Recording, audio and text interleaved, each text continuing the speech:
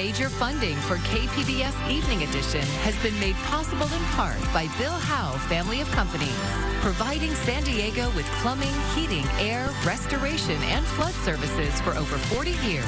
Call 1-800-BILL-HOWE or visit BillHowe.com. And by the Conrad Prebys Foundation, Darlene Marco Shiley, and by the following.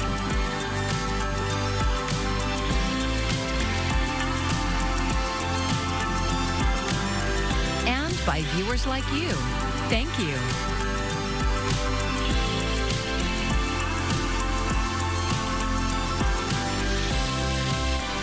California has taken another step toward making reparations a reality. Thanks for joining us. I'm John Carroll in for Maya Trabulsi. It's a first in the nation. Governor Gavin Newsom signed into law today a bill creating a Bureau for Descendants of American Slavery. The permanent state agency will run future reparations programs. The bill was authored by San Diego's State Senator Akilah Weber Pearson. It follows the recommendations of the state's reparations task force. Cheryl Grills was a member of that task force. When the future of the bill was still uncertain, KPBS asked Grills what it would mean to her if the governor signed it into law. What it would mean for me is that we are making concrete steps toward being reintegrated back into the circle of humanity. It would mean for me personally, and that makes me tear up to say that, because in truth, that's what happened to Black folk when we were described as less than human. We were dehumanized, and then we were cast out of the circle of humanity. So this is now saying, wait, that was wrong. We were in error. That was a serious human rights violation and a violation of your dignity, and we're going to correct that. 3 other reparations bills are still awaiting the governor's veto or signature. The governor also signed a major housing bill that allows apartments near public transit. SB 79 requires cities to allow mid-rise apartment and condo buildings within a half-mile of a light rail stop. In San Diego, that could mean more housing density coming to Bay Park along the Blue Line trolley. It could also bring more homes near Sprinter stations in North County. Nicole Capretz is executive director of the nonprofit Climate Action Campaign. She says the bill was overdue. It's a little bit late, but it's not too late. And so I think this was finally the moment where people had to really say, we have to change things up and we have to reimagine what our communities are going to look like and who's going to be benefiting from living in our communities. The bill goes into effect on July 1st next year, unless cities adopt a local alternative plan. Those plans have to be certified by state housing authorities. The Grossmont Union High School District Board reviewed toned-down versions of controversial proposals at the regular board meeting last night. KPBS reporter Elaine Alfaro spoke with community members and teachers who still have concerns about the overall direction of the board.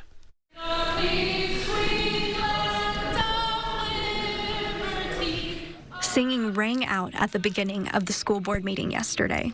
Participants emphasized the refrain, "Let freedom ring." The song was to protest a series of proposals before the board, including public protest zones and religious expression and civil discourse in schools. Jackie Naw is a teacher in the district. I attend almost all of the board meetings because I have felt like there was a need for public oversight of what this board has been doing. One of last night's proposals would have loosened the district's rules on when and how teachers could express religious views. Specifically, they wanted to change language on how teachers can engage students in prayer. The second would have given district officials broader power to restrict where protesters could stand during board meetings. I think what they were trying to do is not to even have to see the public that disagrees with the policy decisions that they're making. And that just seems entirely inappropriate when it is such a local level of government. In the afternoon before the meeting, the board rewrote what was a vague proposal to significantly limit where protesters could stand. The new version creates a 10-foot buffer zone that opens a clear path in and out of the building. The board voted 4-1 to approve the new policy. Board trustee Chris Feit voted against it. They also returned to the original language of the religious beliefs policy to reaffirm teachers cannot lead prayer during school hours. The vote on that policy was tabled until the board's next regular meeting. Board President Gary Woods said in an email to KPBS that they made the changes to both the protest and prayer policies because community members raised concerns. FIGHT opposed the original proposals. He said the new versions were an improvement, but he wanted to table the vote until the next meeting. This language is light years better than the original language, but as many of you, this is the first time I've seen this. Many of the people who offered public comment last night claim the board majority's actions fit into a broader picture of partisan politics in the district. Stephanie Macheca is a teacher in the school district and the vice president of the teachers union. It's hard for the teachers and the staff members to move forward when the board isn't trying to come together in any way. It's still very partisan, it's very political. The board also reviewed a number of other proposals, including a resolution in support of nonviolent civil discourse in schools. The board also approved a district librarian position, which would oversee all libraries in the district. This follows the board's decision earlier this year to cut all librarian positions in the district. Elaine Alfaro, KPBS News. I'm Ariella Scalise, and coming up tonight, temperatures back down into the 60s under a partly cloudy sky. We're going to talk about when we dry out and warm up a bit, and then when the next chance of showers and windier conditions return. It's all coming up. When wildfire smoke fills the air in San Diego County, we can't help but breathe it in. A new study links wildfire smoke to more people visiting local emergency rooms and more deaths. KPBS environment reporter Tammy Murga says climate change will make the problem worse. Layers of smoke cover the afternoon sky above the Otay Wilderness area in January. The border to wildfire was growing quickly. It worried one of Dr. Rajat Zuri's patients who has asthma. She didn't live in an evacuation zone, but it was close enough that her health was threatened. Zuri is her pulmonologist at UC San Diego. He says people with respiratory conditions like asthma and chronic obstructive pulmonary disease, or COPD, know smoke is dangerous for them. That she would just immediately pack up and drive a few hours to stay with family until the fire would end, and just like how disruptive that is to folks on a day-to-day basis that are living with severe COPD or asthma. Parts of California are experiencing fire conditions twice as often as they did more than 50 years ago, and the risk is expected to worsen as the climate changes. Zuri is concerned about how that will impact his patients and the system that cares for them.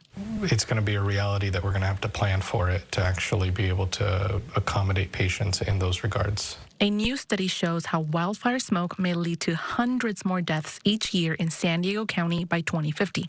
Carlos Gold is a co-author of the study and an assistant professor at UC San Diego. He says a pressing question for many is understanding the expected health impacts from wildfire activity now and in the future. He says San Diego County could experience up to 590 excess deaths per year by 2050.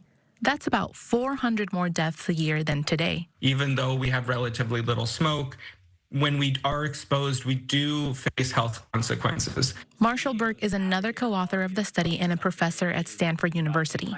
He says San Diego has less smoke than other parts of California because San Diego, in some sense, is in a lucky spot. It's by the coast, and a lot of times the wind blows from the coast inland. He says fire is not new to San Diego. But in terms of smoke exposure, San Diego has gotten away with a bit less exposure than many other parts of California. But when wildfire smoke increases, like it did in 2007 and 2020, so do asthma rates and deaths. Burke helped create an interactive map that illustrates that data. He looks at the map for 2020 in San Diego County. But this is really trying to measure, okay, we're getting more and more extreme days. On the really bad days, what's likely happening? It shows how many extra people went to the emergency room. And there we get a 60% increase on the single worst day. Wildfires can expose people to toxic microscopic particles known as fine particulate matter for days or even weeks. These are really, really small particles 1/30th the width of a human hair is the way we think about it. These particles can get deep into your lungs and to your bloodstream and have a cascading effect on your health. And what we know about these various pollutants is that exposure to them can lead to increased risk of cardiovascular disease, specifically with coronary artery disease, worse outcomes with COPD. Researchers say there's an urgent need for wildfire smoke adaptation. That could include prescribed burns to keep dry brush from becoming fuel for future fires. The study shows these worst-case scenarios can happen if the world warms even just 2 degrees Celsius more. Gold says their findings are forecasts. So they aren't telling the future. We have a role in shaping our own future. Tammy Murga, KPBS News. On Monday, the city of San Diego will start delivering new trash bins to homeowners and hauling away the old ones. This coincides with a new $43 monthly charge for waste services, which used to be free for single-family homes. The price will be somewhat lower for people who choose smaller trash bins. Jeremy Bowers with the city's Environmental Services Department. We are replacing all of the old trash cans and all of the old recycling containers. And what that helps us to do is ensure that we're providing service at the level that the customer has ordered. We're able to charge them correctly, and we're able to ensure we're only providing service to those customers that are paying the fee versus any legacy containers that might have accumulated over the years. The new trash and recycling bins will look different from the old ones. Trash bins will be light gray, and recycling containers will be a different shade of blue. Today is World Homeless Day. It's a time to raise awareness and alleviate suffering related to homelessness. KPBS reporter Jacob Ayer says here in San Diego, an event is being held to honor those lost and help those currently without a home. A helping hand for homeless San Diegans was being offered at the County Administration Building downtown today. There, comfort and care services were provided, all free of charge. We got haircuts, manicurists, pedicurists, acupuncturists, doctors, things to help you get better. Less service focused, more like, hey, let's try to have at least one good day out of the year, right? While the event was a day of support, it's also leading up to an evening of remembrance, says Lived Experiences Advisors Executive Director John Brady. So we are building what we call the Street of Souls. It is a representation of all 3,756 lives that are passed on our streets over the last 12 years. Brady says that number comes from the San Diego County Medical Examiner. The candles are laid out like a real-life bar graph, each bar representing the number of homeless people who died in 1 year. We see a massive jump, and they're still building out the last couple of years. That's the impact of fentanyl coming onto our streets in an aggressive way, and the impact of addiction. Brady says last year homeless deaths were lowered in the county. He says outreach teams and access to the overdose reversal drug Narcan has helped. Then let's leave it at 16 for just the blue. They're helping set up the event were former homeless San Diegans with success stories, like seniors Julie Porter and Matthew Carney. The homeless are humans, and we have to show empathy for our fellow humans. They say homelessness can happen for a variety of reasons, and in an expensive region like San Diego, they say many are at risk, even those that are working full-time. So many people are one paycheck away from being homeless. So it's not just us. I'm fortunate I have permanent supportive housing, but it could be your brother, your sister, a parent, a son, or a daughter. Jacob Ayer, KPBS News. President Trump's efforts to deploy federalized National Guard troops to Democratic-led cities have prompted a series of legal showdowns. Mary Bell Gonzalez reports. Members of the National Guard absent Friday from outside an Immigration and Customs Enforcement facility in Broadville, Illinois, just outside Chicago. This after a U.S. District Court judge issued a temporary restraining order halting President Donald Trump's deployment of National Guard troops in Illinois for 2 weeks. This is an important decision, not just for the state of Illinois, but for the entire country. Demonstrations outside ICE facilities in Metro Chicago and Portland, Oregon have served as flashpoints for Trump's deployments. He said federal muscle is needed to address crime. The White House says it plans to appeal the Illinois decision, even as more Republicans are beginning to criticize the strategy. He's identified the right problem, but I think he's going for the wrong solution.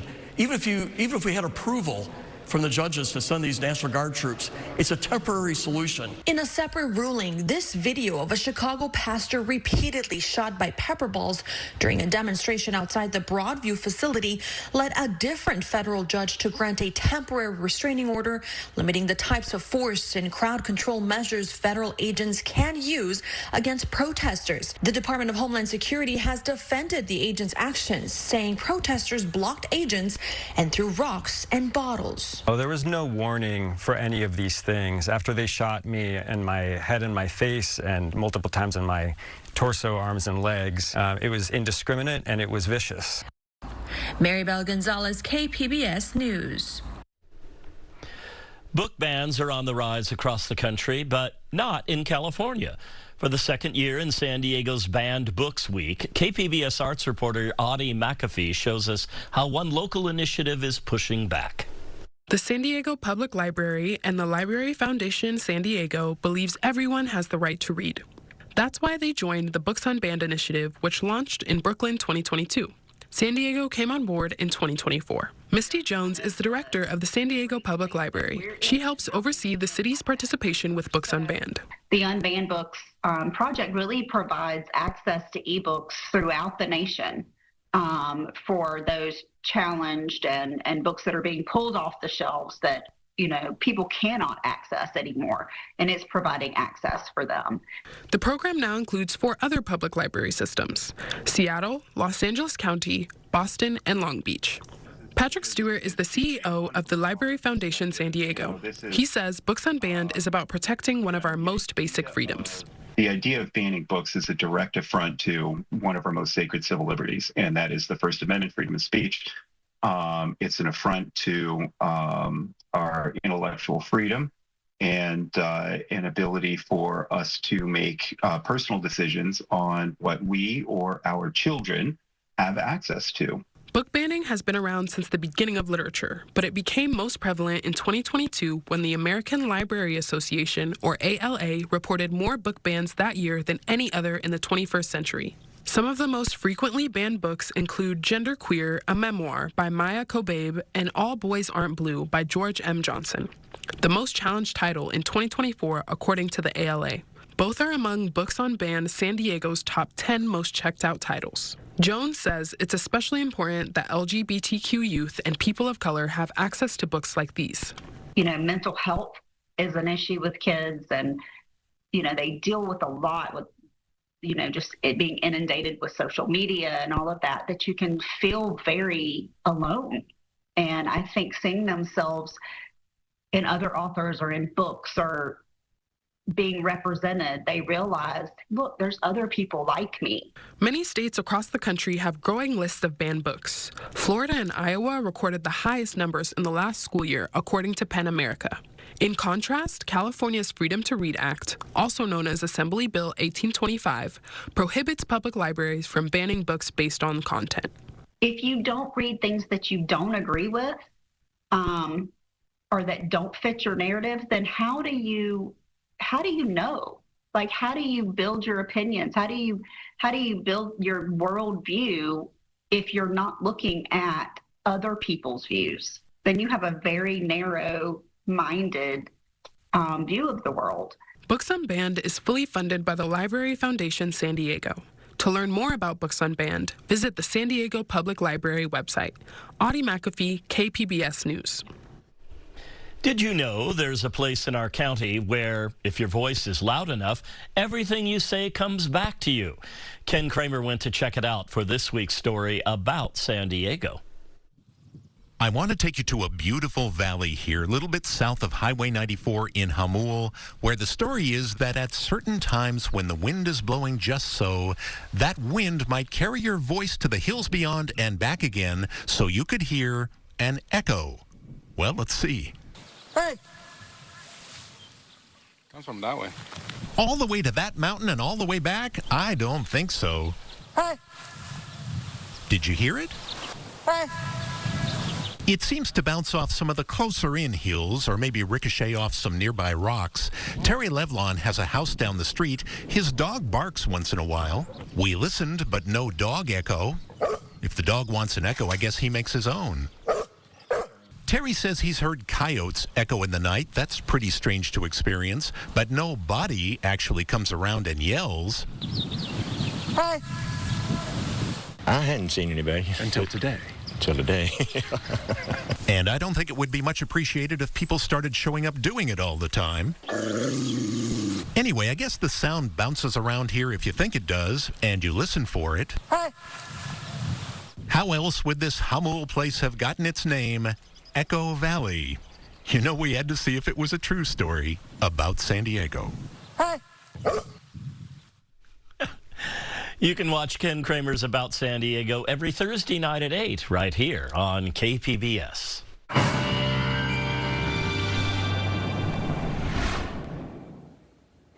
Oh, we've had a lot of that tropical moisture being pulled farther to the north, bringing showers and thunderstorms. And showers and storms will continue through at least Saturday morning. And then some cooler and drier weather returns as we head early into next week. Plus, already tracking the return of some showers, even some gustier winds as we head into Tuesday and Wednesday of next week. Tonight, we're back down to the 60s for a lot of locations, including San Diego, Chula Vista down to 62.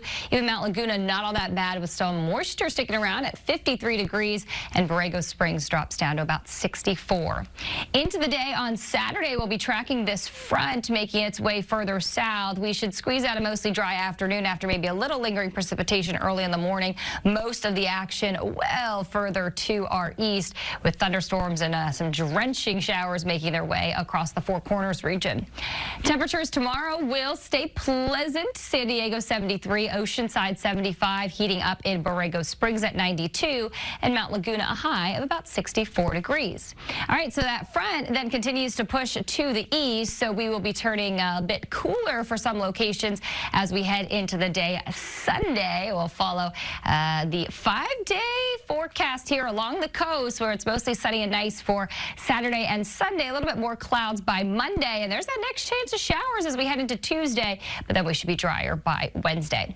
We'll take a look further inland here, where it will still be very warm on Saturday, but temperatures come down a bit more as we head into early next week. By next Wednesday, highs only into the lower 70s. Following the 5-day outlook as we look across the mountain regions, where 64 on Saturday, but it does turn much cooler for this weekend. Much colder Tuesday with some of those low clouds sticking around.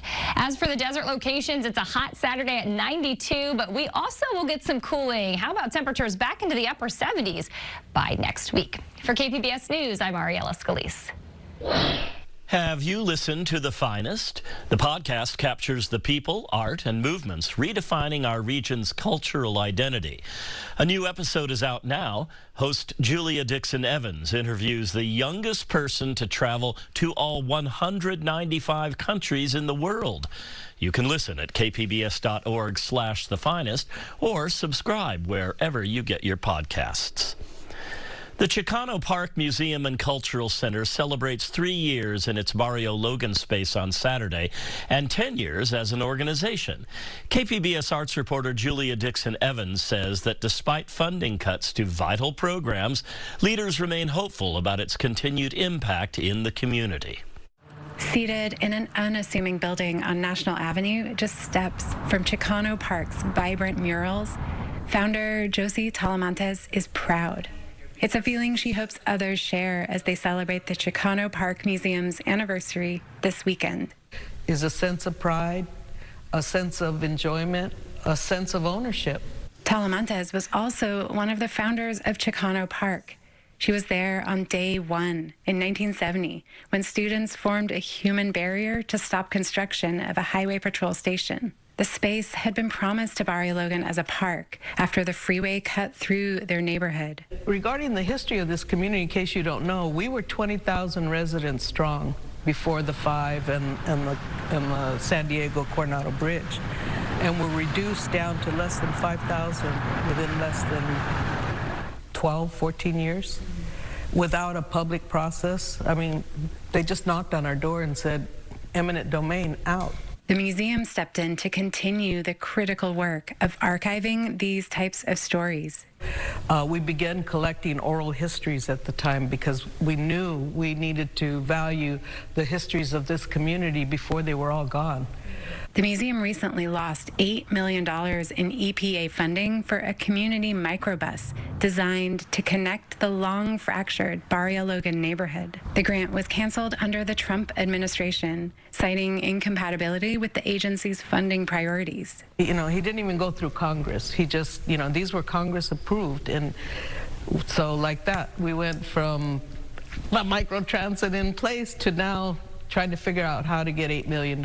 In the meantime, artists, musicians, and community members will convene at the Chicano Park Museum on Saturday to honor the space and the art, histories, and community it strives to preserve. The honor is mine. I'm grateful.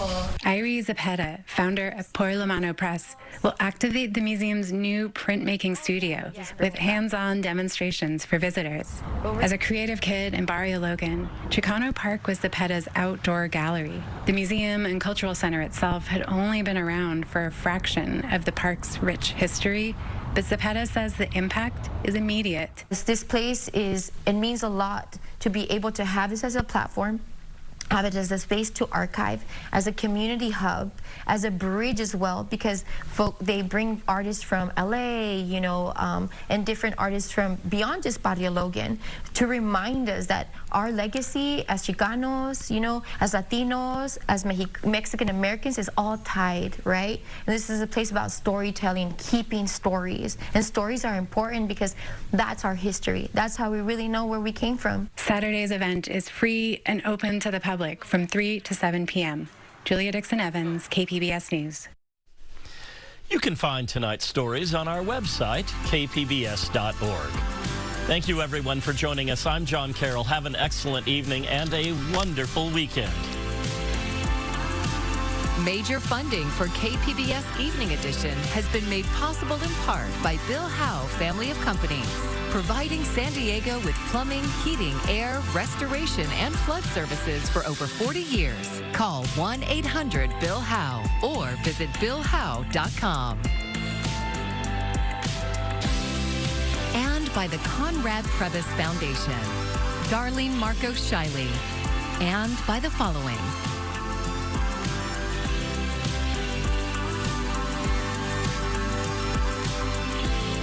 And by viewers like you. Thank you.